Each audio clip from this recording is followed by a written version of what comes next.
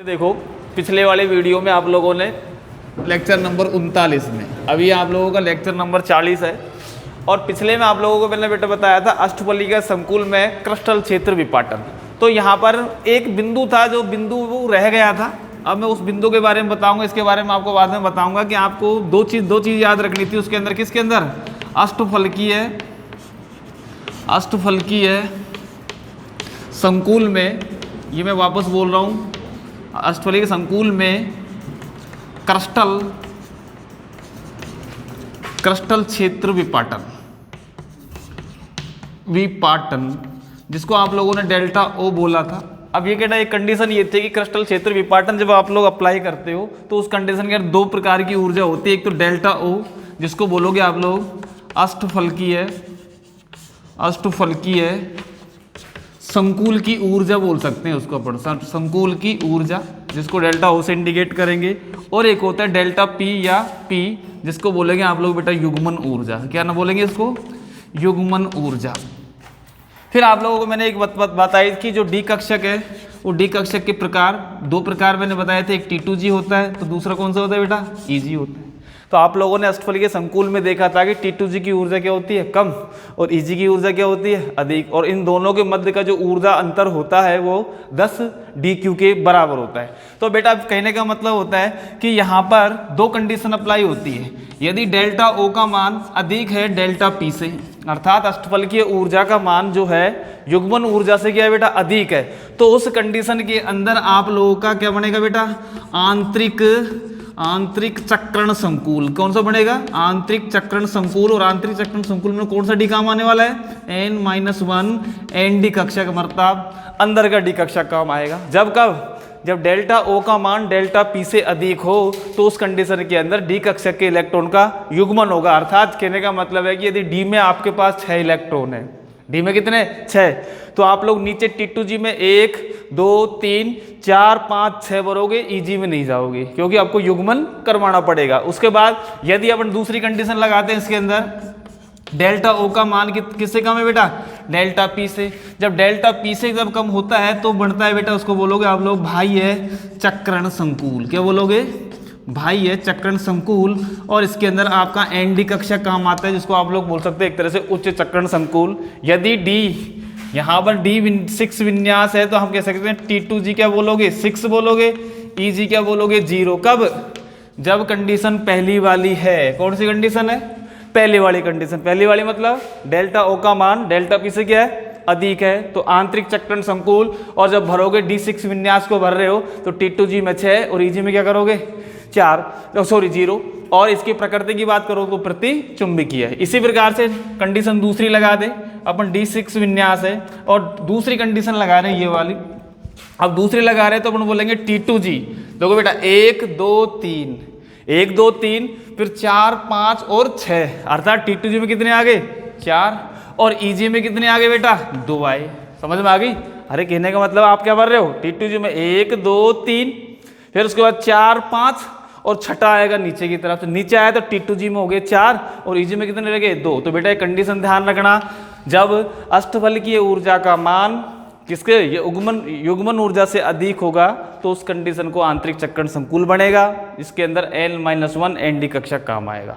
ठीक है, या इसको बोल सकते हो आप लोग निम्न चक्रण संकुल। फिर उसके बाद यदि डेल्टा O का मान डेल्टा P से क्या है बेटा? थोड़ा सा कम है, कम होगा तो बाह्य चक्रण संकुल बनेगा। ND कोष मतलब बाह्य डी कक्षक काम आएगा। और विन्यास की बात कर रहे हो तो यहाँ पर युग्मन नहीं होगा, एक एक के नियम अनुसार एक एक करके इलेक्ट्रॉन भरते हैं, यदि शेष रहे तो उनका युग्मन करोगे। 3, यदि आप लोग कह सकते हो भाई प्रबल लिगैंड है तो 6 इलेक्ट्रॉन नीचे ही भरने हैं, विन्यास ऐसा है तो। और दुर्बल लिगैंड है तो 6 तो भरोगे, लेकिन 1 2 3 4 5 फिर छठा करके 7 8 9 10 इस प्रकार से भरना है। लेकिन आपको दुर्बल के लिए ऊपर भी पहुंचाना है, यदि है तो 3 से ज़्यादा है तो ऊपर पहुंचेंगे, 3 है तो नीचे रहने वाले हैं। ऐसे नहीं कि एक ऊपर एक नीचे आप लोग पहुंचाओगे। तो ये कंडीशन थी। आप लोगों ने बेटा इसको चित्र के द्वारा, पिछली बार मैंने आप लोगों को सारणी के द्वारा इसको स्पष्ट रूप से बता दिया है। तो आज का जो पॉइंट है, मैं आपने इसको क्या कि 2 पॉइंट मैंने बताए नहीं थी उस टाइम पे, कि डेल्टा ओ अष्टफलकीय ऊर्जा क्या होती है, युग्मन ऊर्जा क्या होती है, तो ये इसकी ऊर्जा के बारे में आपके पॉइंट दिए हुए हैं। यही कंडीशन आप लोगों के चतुष्फलकीय संकुल में लागू होती है, लेकिन जो आपने वो चित्र बनाया था क्रिस्टल क्षेत्र विपाटन वाला अष्टफलकीय में, उसका आप लोगों को क्या बनाना है, थोड़ा सा उल्टा चित्र बनाना है। तो यहाँ देखो कंडीशन है कि आप लोग सबसे पहला काम है कि आप चित्र बनाओगे 1 2 3 4 5, वही आपका डी एक्स वाई, ये डी वाई जेड, क्या करोगे बेटा, डी वाई जेड, ये d z x, d x square dash y square, और लास्ट वाला कौन सा हो जाएगा आपका, ये डी जेड स्क्वायर। तो ये कंडीशन आप लोग अच्छी तरह जानते हैं। फिर उसके बाद लिगेंड्स इसके संपर्क में आए, अब लिगेंड संपर्क में आए उसके बाद इसका क्या हो जाएगा बेटा, जब लिगेंड्स परमाणु उसके संपर्क में आते हैं तो ये भी क्या है आपका डी कक्षक, डी कक्षक है, उसके प्रकार लिख देना, कोई जरूरत नहीं प्रकार नहीं तो आएगा। तो ये डी कक्षक दो भागों में विभाजित हो जाते हैं, एक तो T2G होगा और एक कौन सा होगा बेटा, EG। लेकिन यहाँ पर कंडीशन कि आप लोगों का T2G कक्षक की जो ऊर्जा है वो हो जाती है अधिक, और EG कक्षक की ऊर्जा क्या होती है बेटा इसके अंदर, कम। यहाँ पर तो ये EG आएगा नीचे कब, जब ये चतुष्फलकीय संकुल होगा। ऊर्जा की बात करो तो वही आप लोगों का यहाँ से यहाँ तक की ऊर्जा किसके बराबर है बेटा, 10 DQ के बराबर है। ऊपर की ऊर्जा ये आपकी 4 वाली है, तो ये कौन सी वाली होगी बेटा, 6 वाली। तो ऊपर वाली प्लस की या माइनस की, और नीचे वाली आप लोग का सकते, तो यहाँ पर 4 DQ साइन आप लोग लगा लेना, ठीक है बेटा। अब बात है कि यहाँ पर नीचे लिख देंगे चतुष्फलकीय संकुल में क्रिस्टल क्षेत्र विपाटन की ऊर्जा होगी ये होगी। अब आप लोगों का दुर्बल क्षेत्र लिगेंड, प्रबल क्षेत्र लिगेंड के हिसाब से आप लोग ऊर्जा में यहाँ पर इलेक्ट्रॉन्स भर सकते हैं। सबसे पहला आप लोग चित्र ये बनाओगे, फिर आप जैसे विन्यास की बात कर रहे हैं मैं आपको यहाँ बता देता हूँ इधर की तरफ, कि सबसे पहले डी इलेक्ट्रॉन, जैसे आप लोग D3 से शुरू करें, D3, ये D4, ये D5 और ये D6 या D9 ले रहा हूँ सीधा वैसे ही, ठीक है। तो एग्जाम्पल है, कोई जरूरी नहीं है आप लोग पूरा D1 से लेकर D10 तक करें, आप कोई सा भी D ले लो। उसके बाद ये तो आपका डी कक्षक हो गया। फिर यहाँ पर दुर्बल क्षेत्र लिगेंड ले लें, एक तो कौन सा ले लें बेटा, दुर्बल क्षेत्र वाला, दुर्बल क्षेत्र, और एक लिगेंड से ले लेते हैं अपन लोग प्रबल क्षेत्र, क्या लेंगे, प्रबल क्षेत्र। और प्रबल क्षेत्र है तो यहाँ पर T2G और EG में भरना है इलेक्ट्रॉन, T2G और EG में। कंडीशन यहाँ देखो, इसको थोड़ा सा नीचे ले लेते हैं, इसको दुर्बल क्षेत्र के लिए अपन ने यहाँ लिख दिया EG, क्या लिख दिया, यहाँ तो EG कक्षक लिख दिया, और यहाँ पर क्या लिख दिया T2G, यहाँ पर भी अब दुर्बल के लिए EG लिख दिया, और यहाँ पर लिख दिया आप लोग T2G।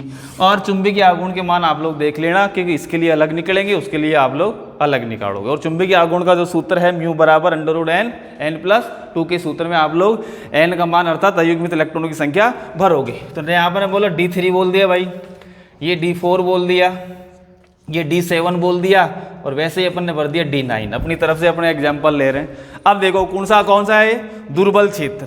अब दुर्बल क्षेत्र देखो बेटा, दुर्बल वाला है तो अपन EG में भरेंगे बेटा। देखो पहले वाला एग्जाम्पल को देखो D3, अब D3 के हिसाब से है तो 3 इलेक्ट्रॉन्स में एक भर दिया, दूसरा भर दिया और तीसरा भर दिया, कब, जब आप लोगों का दुर्बल क्षेत्र है। अब दुर्बल क्षेत्र देखो EG में कितने आए, EG में कितने बेटा, सीधा अपन कह सकते हैं EG के अंदर देना चाहो तो संख्या लिख दीजिए आप केवल। यहाँ EG में तो कितने आ गए, 2, ऊपर रख सकते हो, इसके माथे पे 2 लगा दो या फिर संख्या भर रहे हो। और T2G में कितना आया, 1। अब बात है कि बेटा प्रबल क्षेत्र है। अब प्रबल क्षेत्र है तो बेटा देखो अपने पास कितने इलेक्ट्रॉन है, अपने पास इलेक्ट्रॉन है 3। अब प्रबल क्षेत्र है तो उनका युग्मन होगा। अब युग्मन होगा तो 3 में से 1 भर दिया, दूसरा भर दिया, ऊपर मत जाना क्योंकि ऊपर जाओगे दुर्बल क्षेत्र में। आप कहाँ भर दोगे फिर इसको, यहाँ पर। अब देखो यहाँ पर EG में कितना आया, 3, और T2G में कितना आया बेटा, 4। अब उस हिसाब से देखो यहाँ पर यदि चुंबकीय आघूर्ण EG के होते हैं 2 कक्षक, EG के जब 2 कक्षक होते हैं इसके अंदर एक तो युग्मित इलेक्ट्रॉन है और एक है क्या है, अयुग्मित है। तो यहाँ पर 1.73 इसके चुंबकीय आघूर्ण का मान। और यहाँ की बात करो ऊपर वाले की, इसके अंदर 3 अयुग्मित इलेक्ट्रॉन है, अरे तीनों अयुग्मित है, और 3 अयुग्मित है तो 3.87, ठीक है। तो आप लोगों को मैंने बताया था 1 72, 2 82, 3 87, 4 89, 5 91 में ये इसके चुंबकीय आघूर्ण का मान है। इसी प्रकार से आप लोग D4 के हिसाब से करो भाई। D4 के हिसाब से मैं समझता हूँ आप लोगों को ये चीज़ समझ में आ गई होगी कि भाई D4 आप D4 दुर्बल क्षेत्र है तो D4 के अंदर देखो 1 2 3 और ये 4 D4, तो यहाँ EG में कितना आया 2 और T2G में कितना आया 2, सही है। अब प्रबल क्षेत्र है तो इनको हटा दो, ये प्रबल क्षेत्र का कर रहे हैं जैसे आपकी मर्जी है। अब प्रबल क्षेत्र है तो अपन जानते हैं पहले युग्मन होगा, जब युग्मन होगा तो 4 में 1 भर दिया, दूसरा भर दिया, ऊपर मत पहुंचाना क्योंकि प्रबल क्षेत्र है, 3 भर दिया और ये 4 भर दिया, तो आपका EG में कितने आ जाएंगे 4 और T2G में क्या आएगा 0, सही है। अब यहाँ पर चुंबकीय आघूर्ण की बात करो तो 0 हो गया, और इसकी बात करो तो यहाँ में 2 अयुग्मित और 2 अयुग्मित 4 पॉइंट कितना आ गया 89, इसका चुंबकीय आघूर्ण का मान आ जाएगा। इसी प्रकार D7 का करना चाहो भाई, D7 का करें तो बता ही देता हूँ। इसके अलावा एक एग्जाम्पल और आप लोगों को स्पष्ट रूप से समझ में आ गया। 7 है तो 1 2 3 4 5 6 और ये 7, कब जब दुर्बल क्षेत्र है, दुर्बल क्षेत्र है तब EG में कितने आए, EG में अपने पास है 4 और T2G में कितने बेटा 3। अब प्रबल क्षेत्र है, अब प्रबल क्षेत्र का आ गया तो अपन को ऊपर वाले हटा दो अभी, तो 1 2 3 4 5 6 और ये 7, वही कंडीशन है। प्रबल क्षेत्र हो या दुर्बल क्षेत्र हो कंडीशन सेम आएगी, और सेम किसकी आएगी बेटा, सेम है आप लोगों की T2G वाली कंडीशन। प्रबल क्षेत्र हो दुर्बल हो तो कंडीशन वही, EG में 4 और T2G में कितने आ गए 3 आ गए।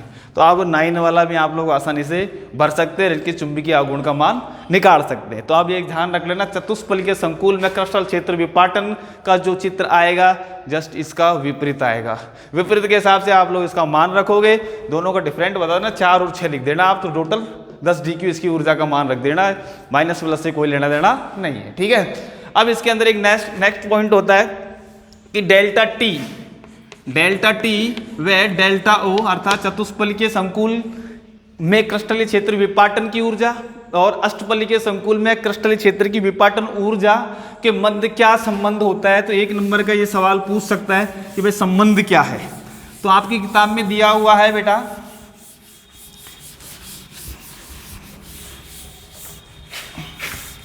आपकी किताब में ये संबंध जो दिया हुआ है, डेल्टा टी बराबर है डेल्टा टी बराबर 4/9 डेल्टा O, कब जब समान धातु लिगेंड है। तो कंडीशन ये देखना कि यहाँ पर इस सूत्र को थोड़ा सा याद रखना, ये आपका डेल्टा टी बराबर 4/9 डेल्टा O, ठीक है, ये गुणा में है इसका, तो ये दोनों में संबंध है डेल्टा E और डेल्टा O। डेल्टा टी का मतलब चतुष्फलकीय संकुल में क्रिस्टल क्षेत्र विपाटन ऊर्जा, और डेल्टा O का मान होगा जो नाम है अष्टफलकीय संकुल में क्रिस्टल क्षेत्र विपाटन ऊर्जा। फिर इसके अंदर 2 सूत्र और दिए हुए हैं, उसको आप लोग खुद उतार लेना। CFC संबंधी आपको बताया था, crystal field splitting energy, CFC के मान दिए हुए हैं, और एक अष्टफलकीय संकुल के लिए और दूसरा किसके लिए, एक तो डेल्टा O के लिए और एक डेल्टा T के लिए। इन दोनों सूत्रों को आप लोग बुक्स के द्वारा उतारोगे, समझ में, इसमें कोई ज़्यादा समझने की कोई बात नहीं है। तो ये था अष्टफलकीय, आप लोग तुमसे प्रश्न वही बताया, क्रिस्टलीय फील्ड स्प्लिटिंग एनर्जी किसे कहते हैं।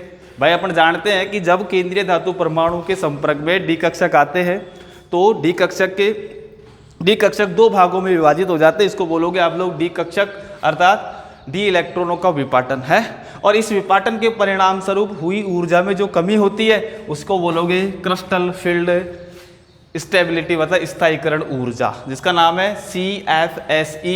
C का मतलब क्रिस्टल फील्ड स्प्लिटिंग एनर्जी या स्टेबिलिटी एनर्जी के नाम से भी इसको जाना जाता है। इन दोनों के नाम अष्टफलकीय संकुल के लिए और चतुष्फलकीय संकुल के लिए आप लोगों के 2 सूत्र हैं, उनको आपके नोट्स के अंदर, पासबुक के अंदर उसमें से उतारना है। फिर उसके बाद देखो बेटा, अगला पॉइंट इसके अंदर आता है नेक्स्ट, इसके अंदर अगला है संकुल में रंग।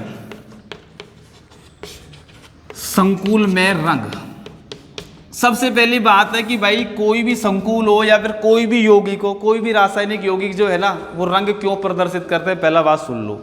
2 कंडीशन होती है बेटा, यहाँ पर एक कक्षक ये वाला और एक कक्षक ये वाला, जैसे एक इलेक्ट्रॉन यहाँ पे, और जब दृश्य प्रकाश, जिसको आप लोग बोलोगे H है, जब दृश्य प्रकाश के संपर्क में कोई संकुल हो या फिर कोई यौगिक हो, कोई फर्क नहीं पड़ता यहाँ पे। यदि अब कोई अष्टफलकीय संकुल है तो हम कह सकते हैं भाई ये T2G है, क्या है बेटा, और ये क्या हो गया, इजी कक्षा होगा, अष्टफलकीय है तो ये मान के चलो। अब अष्टफलकीय संकुल है, अब कहने का मतलब जब ये पराबैंगनीय प्रकाश मतलब दृश्य प्रकाश की संपर्क में आता है तो अपन जानते हैं, सबसे पहली बात सुनो कि जब कोई भी यौगिक जो रंग प्रदर्शित करता है, क्यों करता है, कारण इलेक्ट्रॉन्स। इलेक्ट्रॉन्स का कारण यह है कि जब इन पर आप लोग दृश्य प्रकाश आपतित करते हो तो इस दृश्य प्रकाश का कुछ भाग परावर्तित करते हैं और कुछ भाग क्या करते हैं बेटा, अवशोषित करते हैं। इस कंडीशन के अंदर जो इलेक्ट्रॉन्स है वो निम्न ऊर्जा कक्षक से उच्च ऊर्जा कक्षक में जाते हैं। निम्न से कहाँ जाते हैं, उच्च। और यहाँ पर जो इलेक्ट्रॉन्स है लगभग 10 की घात -6 से लेकर 10 की घात -9 सेकंड, बहुत कम सेकंड है बेटा। 10 की घात -6 से लेकर 10 की घात -9 सेकंड तक ही स्थायी रहते हैं। जब ये वापस आते हैं तो एक उचित तरंग दैर्घ्य की विकिरण का क्या उत्सर्जन करते हैं और इस उत्सर्जन का हमको पूरक रंग दिखाई देता है। कहने का मतलब जो दुनिया दिखाई दे रही है वैसी दुनिया है नहीं। सही मायने में तो कहने का मतलब जो चीज़ हमको हरी दिख रही है वो हरी थोड़ी है, वो उसका विपरीत रंग हमको दिखाई दे रहा है। कोई चीज़ पीली है तो वो लाल है, जो लाल है वो पीली है। समझ में आ रही? तो कहने का मतलब किसी भी चीज़ का रंग हमको क्या दिखाई देता है, विपरीत दिखाई देगा। कहने का मतलब समझो कि रंग, संकुल रंग क्यों प्रदर्शित करते हैं, कहने मतलब कोई भी संकुल जब उस पर दृश्य प्रकाश को आपतित किया जाता है तो वो एक निश्चित तरंग दैर्घ्य की विकिरण का अवशोषण करता है। अवशोषण करके वो उच्च ऊर्जा कक्षक में जाता है। जब ये वापस नीचे की ओर आता है तो एक निश्चित तरंग दैर्घ्य का उत्सर्जन करेगा और इस निश्चित तरंग दैर्घ्य की विकिरण का उत्सर्जन का हमको पूरक रंग दिखाई देता है, जिसके कारण कोई भी संकुल रंग प्रदर्शित करता है। अब सवाल तुमसे पूछेगा, आप सवाल तो लिखने की कोई आवश्यकता नहीं, फिर वापस सुन लो। कोई भी संकुल हो या फिर कोई भी आप लोग कह सकते हो यौगिक हो, यहाँ इलेक्ट्रॉन चला गया, फिर ये वापस आएगा और वापस आएगा तो एक निश्चित तरंग दैर्घ्य के क्या करेगा बेटा, विकिरण का उत्सर्जन करेगा, तब उसको हमको रंग दिखाई देगा और वो उसका पूरक रंग दिखाई देगा। तुमसे ये नहीं पूछेगा सवाल कि इसका पूरक रंग क्या होता है, तुमसे सवाल ये पूछेगा कि इस संकुल का रंग नीला क्यों होता है, इस संकुल का रंग हरा क्यों होता है, इस संकुल का रंग गुलाबी क्यों होता है। तो आपका इसको बोलोगे, जैसे आप लोग ये भी कौन सा कक्षक है, डी कक्षक, ये भी कौन सा कक्षक है, डी कक्षक। तो डी कक्षक का इलेक्ट्रॉन डी में गया और वापस डी में आया तो इसको बोलोगे फिर डी संक्रमण। क्या बोलोगे, ये नाम माना जाएगा, इसको बोलोगे डी संक्रमण। और कोई भी संकुल रंग तभी प्रदर्शित करेगा जब उसमें डी संक्रमण होगा। और डी संक्रमण का मतलब आप वापस समझ लो कि किसी भी संकुल के अंदर अयुग्मित इलेक्ट्रॉन है, कोई भी संकुल है अयुग्मित इलेक्ट्रॉन होना चाहिए। यदि युग्मित है तो वो स्थायी है, क्योंकि अपन जानते हैं एंटी क्लॉक और क्लॉक दोनों कंडीशन पे वो एक दूसरे के प्रभाव को क्या कर देते हैं, नष्ट कर देते हैं। तो वहाँ संतुलित मामला है।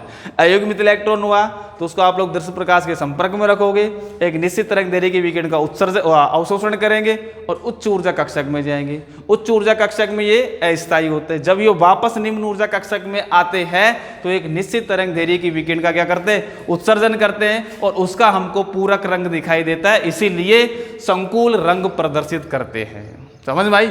अब एक सवाल आता है, कई बार आया, और इसी कंडीशन को बोलोगे डी संक्रमण। अब संकुल का रंग तो हो गया, अब सवाल कैसा आता है मैं आपको बताता हूं। पहले जो आप लोगों की एनसीईआरटी की बुक थी उसके अंदर एक सवाल था और उस सवाल है TiH2O का होल 6, TiH2O का होल 6 + 3, इसका नाम है hexa aqua titanium third ion. समझ में आई? अब आप लोग सबसे पहली बात है अपन जानते हैं अच्छी तरह से TI का परमाणु क्रमांक कितना होता है टाइटेनियम का, 22।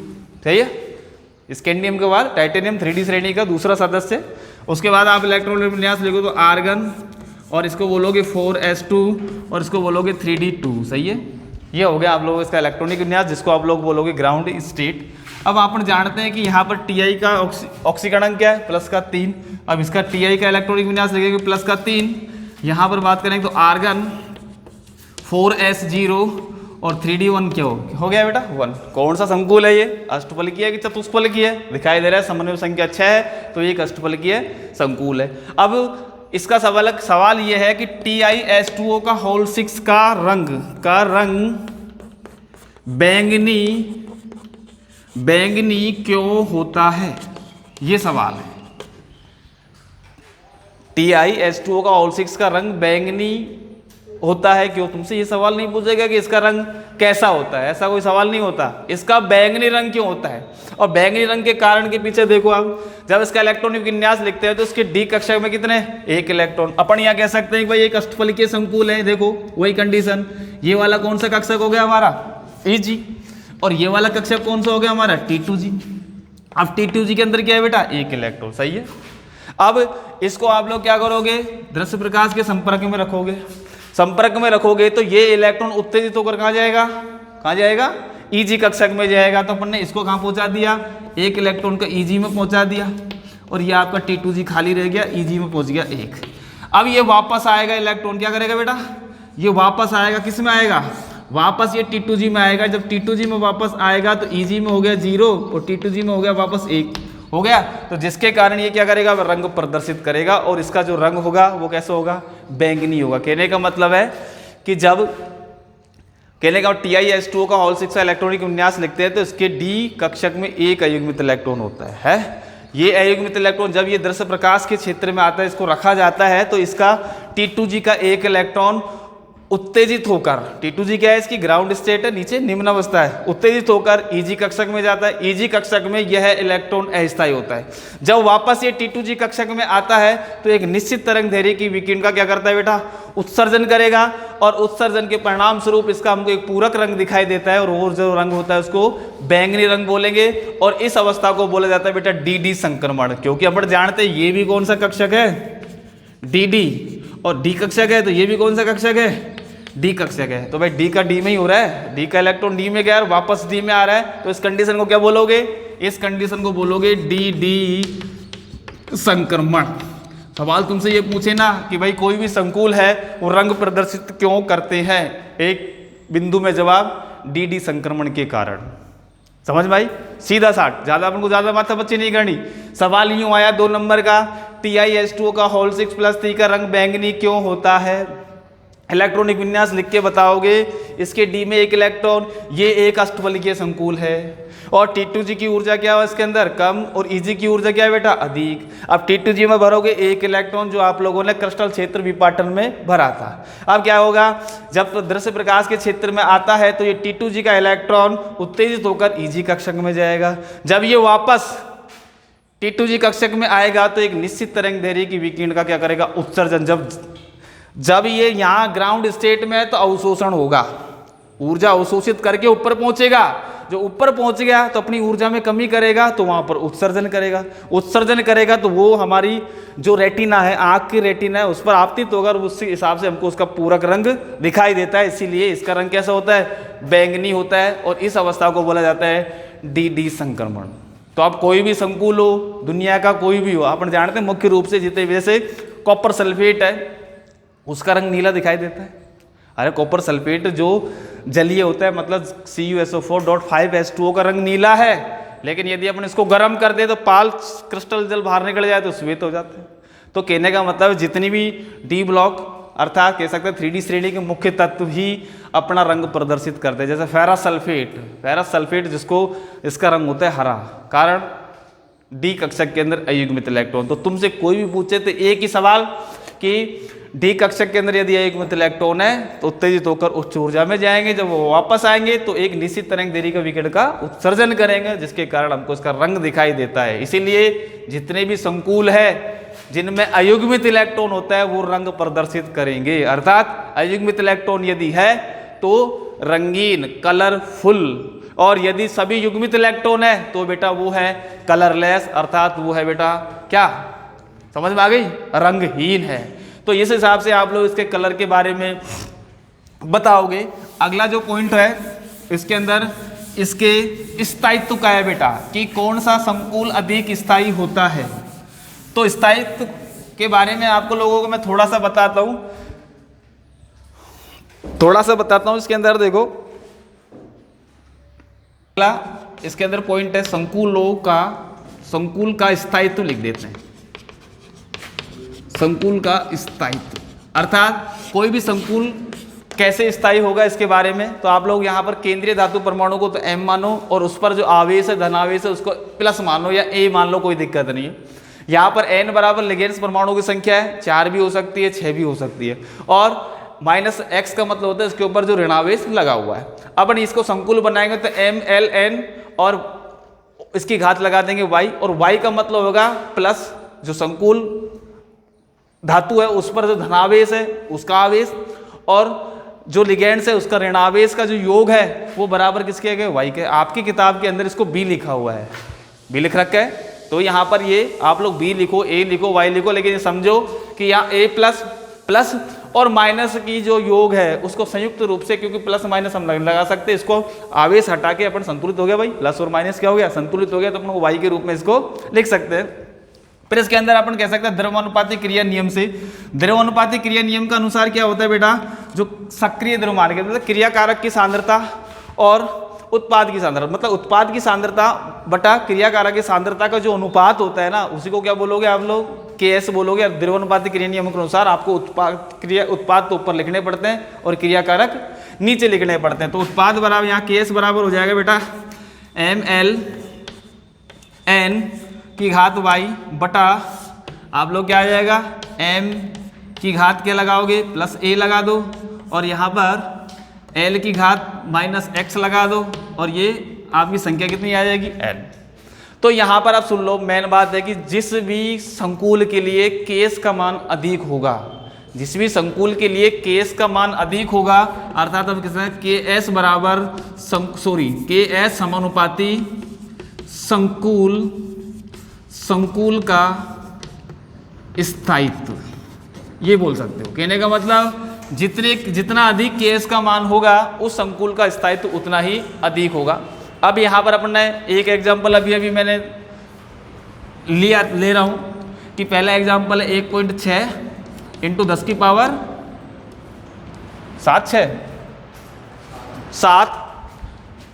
ये है आप लोगों का संकुल है एक, ये केस का मान बोल रहा हूँ, ये वाला संकुल है आपका AgNH3 का होल ट्वाइस प्लस 1, और एक है बेटा 5.4 इंटू 10 की पावर 18। देख लेना एग्जाम्पल AgCN का होल ट्वाइस माइनस 1, ठीक है। अब यहाँ पर ये आप लोगों को ये मान याद करने की आवश्यकता नहीं है कि यहाँ पर कुछ गलत हो सही हो, ध्यान रखना है कि केस का मान जिस संकुल के लिए अधिक है, अपन जानते 10 की घात यहाँ 7 है और यहाँ 18 है, तो यहाँ पर जो संकुल होगा ये नीचे वाला अधिक स्थायी होगा और ऊपर वाला क्या होगा बेटा कम। तो कहने का मतलब तुमसे पूछे, ऐसे नहीं पूछेगा तुमसे कि AgNH3 का whole twice plus AgCN minus, तो इन दोनों संकुल में अधिक स्थायी कौन है, ऐसा कोई फंडा नहीं है, यह हमको पता ही नहीं, हमको क्या पता। अब आपको ये मान दिया हुआ है, किसी सवाल में आपको ये मान दिया हुआ है, तो सीधा बोलेंगे जिस संकुल के लिए Ks का मान K4 कांस्टेंट होता है स्थिरांक, और S का मतलब होता है स्टेबिलिटी, अर्थात ये है बेटा स्थायी स्थिरांक। क्या बोलोगे इसको, स्थायी स्थिरांक का मान जिस संकुल के लिए अधिक होगा वो अधिक स्थायी होगा। एक एग्जाम्पल और दिया हुआ है तुम्हारी किताब के अंदर, एक तो इसका दिया हुआ है K3 FeCN6 वाला, देखो -6 वाला Fe वाला है, इधर की तरफ देखो,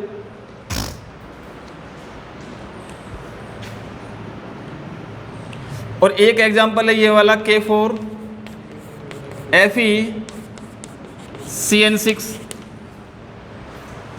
दो एग्जाम्पल है। और दो एग्जाम्पल के अंदर यहाँ मान आप लोग देख रहे हो कि +3 है, यहाँ पर Fe का ऑक्सीडेशन नंबर 3 का है और यहाँ पर Fe का ऑक्सीडेशन नंबर 2 का है।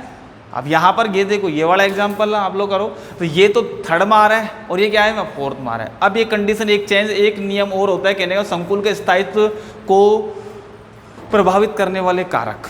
अब कारक में पहला होता है कि जिस भी केंद्रीय धातु परमाणु की परमाणु त्रिज्या का मान कम होता है, कम होगा। दूसरी बात, उस पर इलेक्ट्रॉन घनत्व अधिक होगा, समझ में, मतलब कोई भी लिगैंड्स है तो ऋणावेश यदि बढ़ गया, और कोई यदि धनावेश है तो उस पर धनावेश की मात्रा यदि बढ़ गई तो हम जानते हैं उसकी त्रिज्या के मान में क्या हो गई, कमी। जब त्रिज्या के मान में कमी होगी तो लिगैंड्स के साथ वो प्रबल बंध बनाएगा और उसका स्थायित्व बढ़ेगा। अब यहाँ देखो K3 FeCN6 में Fe+3 में है कि नहीं बेटा, Fe+3 में, और यहाँ पर देखो तो Fe+2 में है। केंद्रीय धातु परमाणु यहाँ पर Fe है, यहाँ पर भी Fe है, लेकिन इसकी त्रिज्या घट गई और इसकी त्रिज्या इससे थोड़ी सी क्या है, अधिक है। अधिक है तो ये वाला जो संकुल है वो अधिक स्थायी है, अर्थात Fe+3 का संकुल Fe+2 की तुलना में अधिक स्थायी होगा। इनके Ks के मान भी आपको दिए हुए हैं। इसका जो मान है बहुत अधिक है, किस वाले का, थर्ड वाले का, और इस वाले का थोड़ा क्या बहुत कम है। जब कम है तो हम कह सकते हैं ये संकुल है इसकी तुलना में अस्थायी। तो आप ध्यान रख लेना कि सबसे पहली बात है कि अगला जो बिंदु आता है कि इस संकुल का स्थायित्व को प्रभावित करने वाले कारक में, तो सबसे पहला अगला मैं बिंदु बुलाता हूं इसके अंदर, और पहला बिंदु है केंद्रीय धातु परमाणु की त्रिज्या। क्या बेटा, केंद्रीय धातु परमाणु की पहला प्रभावित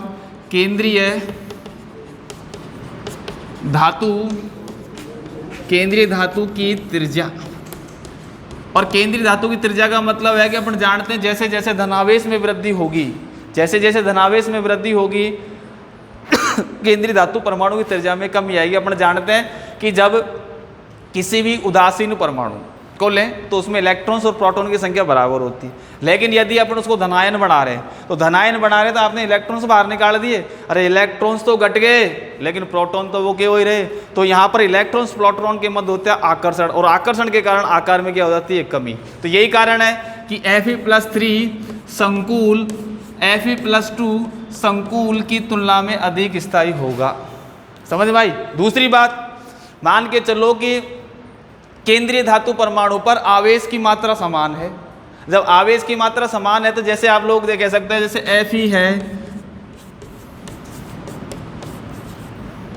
और ये Zn, ये आप लोगों का मैंने आयरन से लेकर जिंक तक ले लिया, और यहाँ पर अपन ने यहाँ +2 लगा दिया, यहाँ भी +2 लगा दिया, यहाँ भी +2 लगा दिया, यहाँ भी +2 लगा दिया, और यहाँ भी +2 लगा दिया। अब सब पर आवेश बराबर है। अपन जानते हैं कि जब एक आवर्त में बाएं से दाएं चलते हो, अरे एक आवर्त में बाएं से दाएं चल रहे हैं, यहाँ पे आवर्ती तो हो गया 3D श्रेणी का ये। जब एक आवर्त में बाएं से दाएं चलते हैं तो नाभिक की आवेश में वृद्धि होगी, है, क्योंकि इलेक्ट्रॉन्स एक एक करके भरे जाते हैं। जब आवेश में वृद्धि होगी तो परमाणु आकार घटता है। तो अब परमाणु आकार सबसे छोटा किसका, Zn+2 का। तो Zn+2 का जो संकुल है Fe+2 से अधिक स्थायी होगा। तो अब यहाँ कह सकते हैं यदि केंद्रीय धातु परमाणु में धातु आयन अलग अलग है और उन पर आवेश की मात्रा है, तो अपनी आवर्त सारणी के अनुसार देखना कि किस प्रकार का जो संकुल है वो अधिक। तो यहाँ पर Fe+2 संकुल की तुलना में CO+2 का संकुल, CO+2 की तुलना में Ni+2 का, और इसकी तुलना में अर्थात सबसे अधिक स्थायी तो Zn का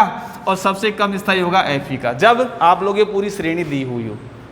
ठीक है। तीसरी कंडीशन आती है इसके अंदर, दूसरी कंडीशन के बाद, ये दूसरी है, पहली मानो तो कोई बात नहीं। दूसरी कंडीशन आती है बेटा क्लेटीकरण। क्या आती है, क्लेटीकरण। और क्लेटीकरण जब आप लोगों का पाठ शुरू हुआ तो मैंने बताया था कि द्वितंतुक लिगैंड्स अपने दो धातु परमाणुओं के साथ केंद्रीय धातु परमाणु से जुड़कर एक वलय संरचना का क्या करते हैं बेटा, निर्माण करेंगे। द्वितंतुक लिगैंड केंद्रीय धातु परमाणु के साथ एक वलय संरचना का क्या करते हैं, उपसहसंयोजक बंध बनाकर एक वलय संरचना का निर्माण करते हैं, जिसको बोलोगे क्लेशन वलय, या इसी कंडीशन को बोलोगे क्लेटीकरण। और क्लेटीकरण के कारण कोई भी संकुल क्या होता है बेटा, स्थायी होता है। तो ये कंडीशन थी इनके स्थायित्व की। अगला पॉइंट अपन इसके अंदर इसके कुछ गुणों के बारे में बात करेंगे, वो लेक्चर नंबर अगले में।